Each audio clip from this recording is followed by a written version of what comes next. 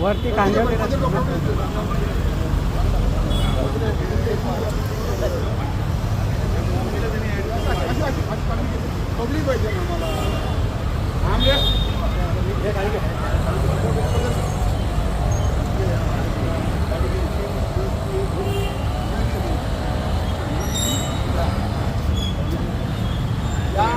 व्यक्तीने मोदीजींना साडी नेसवली होती आणि तो पोस्टर त्यांनी तुमच्या फेसबुकला आणि व्हॉट्सअपला ठेवला होता. त्यासाठी आम्ही हा साडी नेसून सत्कार करतो. भारतीय जनता पार्टीचा पहिली रिॲक्शन हीच आहे की जो प्रकार घडला तो अतिशय निंदनीय आहे आणि त्याचा जेवढा निषेध करावा तो कमीच आहे. मला असं वाटतं की आपल्या देशामध्ये संविधानाने आपल्याला व्यक्ती स्वातंत्र्य दिलं आहे आणि आमचे ज्येष्ठ पदाधिकारी जे 15 वर्ष डोंबिवलीचे ब्लॉकचे अध्यक्ष राहिलेले आहेत, त्यांनी महानगरपालिकेच्या निवडणुका लढवल्यात. आज त्यांचं वय 72 आहे. असे आमचे सिनियर पदाधिकारी यांच्यासोबत यांना एक फोन केला जातो की मामा तुमच्याशी काम आहे. मामा त्यांच्या मिसेसला घेऊन ते स्वतः हॉस्पिटलमध्ये होते, काम आहे तुम्ही बाहेर या असं खोटं बोलून त्यांना बोलवलं. आणि बीजेपीचे जिल्हाध्यक्ष आणि त्यांच्याबरोबर असलेले त्यांचे पदाधिकारी ज्यांची पार्श्वभूमी अतिशय गंभीर गुन्हे त्यांच्यावर दाखल आहेत, गुन्हेगारी प्रवृत्तीची पार्श्वभूमी आहे, अशा गावगुंडांना घेऊन त्यांना धमकवण्यात आलं. त्यांना जातीवाचक त्यांची लायकी काढण्यात आली आणि त्यांना साडी घालण्याचा जो प्रकार त्यांनी केला भाजपच्या पदाधिकाऱ्यांनी, त्याचा जेवढा निषेध करायचा तो कमी आहे. मी स्वतः डीसीपींशी बोललो, डीसीपींनी आम्हाला 5 वाजता बोलवलेलं आहे. त्यांच्यावर FIR दाखल करण्याची मागणी केली आणि मुख्यतः मामा पगारे हे मागासवर्गीय आहेत, त्यांच्यावर अॅट्रॉसिटी दाखल होत नाही तोपर्यंत आम्ही पोलीस स्टेशन सोडणार नाही किंवा जर नाही केले तर आम्ही मोठ्या प्रकारचं आंदोलन करू. आणि अशा प्रकारच्या जर घटना जर भविष्यात जर घडत गेल्या तर ह्याला जर वेळीच आवर नाही घातला तर उद्या सर्वसामान्यांच्या व्यक्ती स्वातंत्र्यावर पण गदा आणण्याचं काम भारतीय जनता पक्षाचे पदाधिकारी करतील. मला असं वाटतं, तुम्हाला आपल्याला सर्वांना माहिती आहे, गेल्या 11 वर्षापासून राहुलजी असतील, जवाहरलाल नेहरूजी असतील, इंदिराजी असतील, सोनियाजी असतील, मनमोहन सिंगजी असतील, काँग्रेसच्या अनेक ज्येष्ठ नेत्यांवर असे व्हिडिओ त्यांनी बनवून किंवा असे फोटो त्यांनी एडिट करून त्यांनी पोस्ट केलेले आहेत सोशल मीडियावर.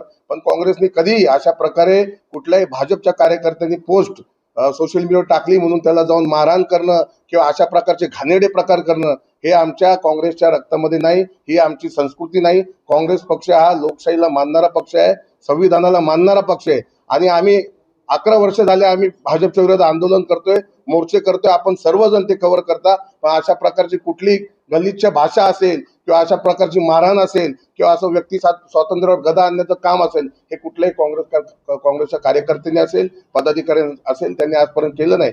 आणि त्यांनी जो हा प्रकार जो केलेला आहे तो साडी घालण्याचा, खरं बघाल तर यांनी बांगड्या भरल्या पाहिजेत की 72 वर्षाच्या माणसाला तुम्ही साड्या घालता. तुमच्यात जर हिंमत असेल, ती पोस्ट त्यांनी व्हायरल केलेली नव्हती, ती त्यांनी पोस्ट बनवलेली नव्हती. मामांना जी पोस्ट आली होती जी त्यांना पोस्ट फेसबुकवर आली त्यांनी ती फॉरवर्ड केली होती. मग ही जी पोस्ट त्यांनी तयार केली, तुमच्यात जर एवढी हिंमत असेल तर ज्याने ही पोस्ट तयार केली त्याला जाऊन मारा, त्याला जाऊन साडी घाला ना. मी त्या पोस्टचं समर्थन करणार नाही. पंतप्रधान असतील किंवा विरोधी पक्षनेते असतील किंवा देशातले राज्यातले कुठलेही नेते असतील, यांच्याबद्दल त्यांच्यावर वैयक्तिक टीका करणं किंवा त्यांच्यावर वैयक्तिक पोस्ट करणं याचं समर्थन कधी काँग्रेस पक्ष करत नाही. जर त्यांना मामांची पोस्ट चुकीची वाटली होती तर त्यांनी पोलीस स्टेशनला जाऊन रीतसर मामांच्या विरोधात तक्रार नोंदवायला हवी होती आणि कारवाईची मागणी करायला हवी होती. पण असं खोटं बोलून त्यांना धमकी देऊन त्यांना जो त्यांनी साडी घालण्याचा प्रकार केलाय, ते मला असं वाटतं याच्यात मामांचा अपमान नाहीये. हा आपल्या देशातल्या व्यक्ती स्वातंत्र्य, जे लोकांकडून व्यक्ती स्वातंत्र्य, हा त्याचा अपमान आहे, हा लोकशाहीचा अपमान आहे. नंदू परब, भाजपचा जिल्हाध्यक्ष,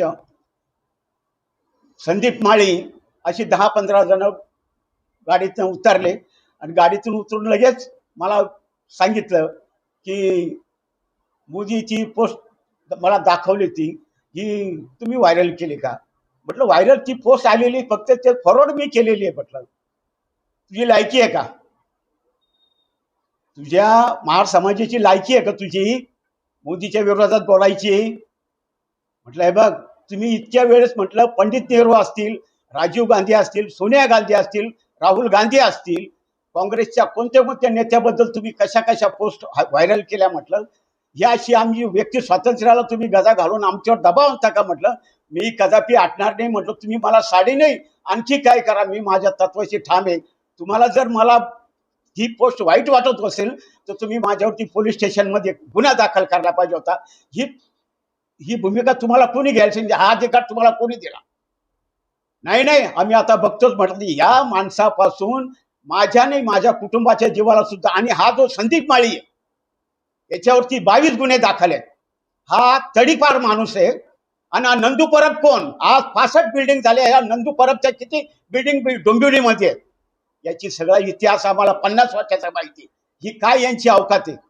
आज एवढं आयुष्य 50 वर्षाचं आयुष्य आम्ही डोंबिवलीमध्ये घातलं निष्कलंक, आणि एक सुद्धा पोलीस स्टेशनला आमच्या विरोधात कुठला गुन्हा दाखल नाही म्हटलं. तर आज हा माझा अपमान नाही, त्यांनी जे मला जातीवाचक शिवीगाळ केली ना, हा सगळ्या बहुजन समाजाच्या आमचा जो समाज आहे त्या समाजाला त्या भाजपच्या पदाधिकाऱ्यांनी जी अवहेलना केली आमची, त्याचा या ठिकाणी मी निषेध करतो. आणि त्यांनी मला गाठवायचं होतं, मला तर त्यांनी चॅलेंज करायला पाहिजे होतं का काँग्रेसच्या नेत्याला आम्ही साडी नेसवायला येतो म्हणून. मग मी माझे पदाधिकारी सगळ्याला बोलावलं असतो, पण तुमच्यात हिंमत नव्हती मला या सगळ्यांना बोलवायची. कारण तुम्हाला माहिती आहे काँग्रेस जर पेटली डोंबिवली कल्याणमध्ये तर आपली काय अवस्था राहील हे चांगलं माहिती. तुम्ही कोणत्या धुंदीमध्ये तुम्हाला माहित नाही काँग्रेस काय कल्याण डोंबिवलीमध्ये. आज इथं तरुण तडफदार कार्यकर्ते इथं कल्याण जिल्ह्याचे अध्यक्ष आहेत, आमच्या अनेक पदाधिकारी आमचे आक्रमक आहे, पण आम्ही त्यांना दाबतोय. तर त्यांना फक्त मला एकट्यालाच गाठवायचं होतं आणि माझ्या मुलाला गाठवायचं होतं. तर या विरोधामध्ये आता DCP साहेबांशी आम्ही चर्चा करणार आहे. आज वास्तविक पाहता बाळासाहेब थोरात असतील, विलासराव देशमुख असतील, सगळे वरिष्ठ नेते, गोविंदराव अधिक असतील, राष्ट्रीय पुरस्कार घेतलाय मी. लोकसभेच्या माजी सभापती मीरा कुमार यांच्या हस्ते राष्ट्रीय पुरस्कार घेतला. असे किती संकट आले तर मी डगमगणारा कार्यकर्ता नाही. तो काँग्रेससाठी जीव गेला तरी मागा हटणार नाही, पण यांची वाट लावणारच. ये गुन्हेगाराला आम्ही धडा शिकवणारच. शहर की ताज़ा तरी खबरों के लिए हमारे YouTube चैनल को सब्सक्राइब करें। अगर वीडियो अच्छी लगी हो तो लाइक और शेयर करें।